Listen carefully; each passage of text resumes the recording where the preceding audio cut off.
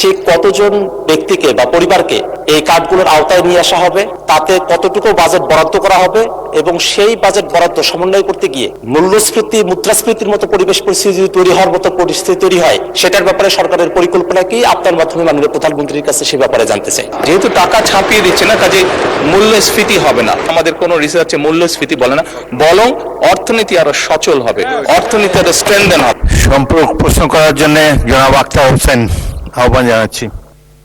আপনার মাধ্যমে মাননীয় প্রধানমন্ত্রীর থেকে জানতে চাই যে ফ্যামিলি কার্ড, কৃষক কার্ড, কৃষি কার্ড, হেলথ কার্ড যে ধরনের কর্মসূচিগুলো গ্রহণ করা হয়েছে তার ইতিবাচক কিছু দিক রয়েছে।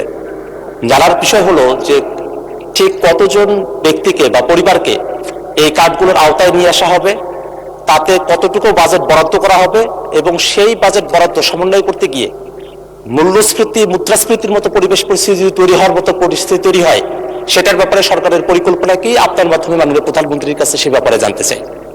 মাননীয় প্রধানমন্ত্রী।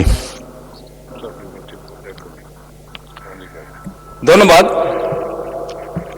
মাননীয় সংসদ সদস্য। আপনি যে প্রশ্নটি করেছেন যে কতজন মানুষের কাছে আমরা পৌঁছে দেব, তাই তো, এবং মূল্যস্ফীতি হবে কিনা, বাজেট কত, স্বাভাবিকভাবে বাজেট কত এটি আমরা আপনাদেরকে এখনই বলছি না। অর্থাৎ আমরা পর্যায়ক্রমিকভাবে জিনিসগুলোকে সামনে এগিয়ে নিয়ে যাব।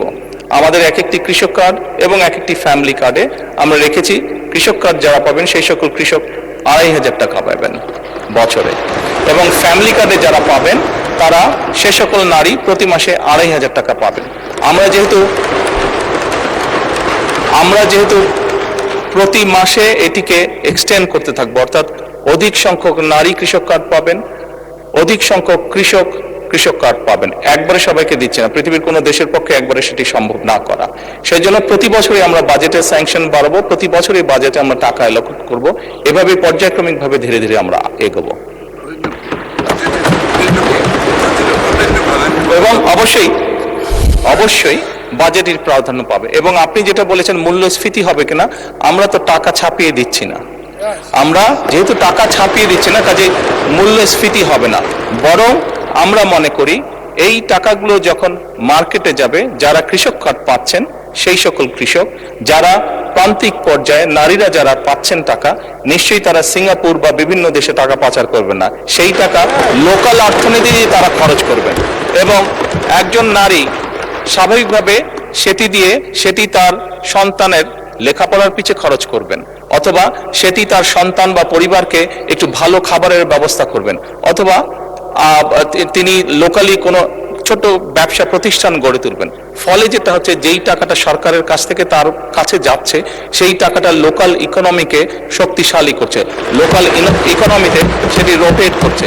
যেমন একজন নারী যখন সেই টাকাটি পাবেন, উনি যদি একটি মুদির দোকানে গিয়ে সদাই করেন, এরকম ওনার আশেপাশে যারা সেটি পাবেন, আরো যে সকল পরিবার, আরো যে সকল নারী পাবেন, তারা সকলে যখন ওই মুদির দোকানে যাবেন, স্বাভাবিক সেই মুদির দোকানের সেল বাড়বে।